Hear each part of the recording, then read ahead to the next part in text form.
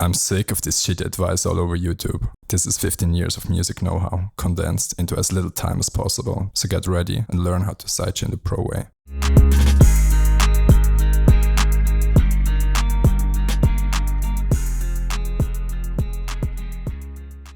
This time, let's have a look at sidechaining using the Fruity P controller. In case you missed the last video, where I went over the basics of sidechaining, I highly recommend watching it first.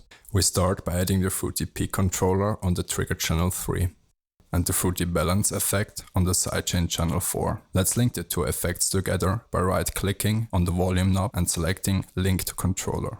Below Internal Controller, choose Peak and make sure that Smoothing is turned off. Click Accept. Next, we set up the correct settings for our P controller. Increase the bass to 80% and turn the volume all the way down. Next, we increase the decay to start cutting the bass. In this example, we end up at 65%. To improve the result, we turn the tension down. This will increase the speed at which the bass ends up at full volume, this time minus 58%.